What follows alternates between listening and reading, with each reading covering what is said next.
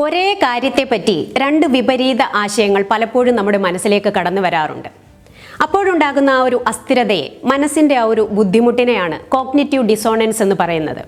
ഉദാഹരണത്തിന്, social media നമ്മൾ എന്തെങ്കിലും ഒരു എൻ്റർടൈൻമെൻറ്റിനായി ഒരു 10 മിനിറ്റ് നോക്കണമെന്ന് കരുതി നമ്മൾ ഓപ്പൺ ചെയ്യുന്നു.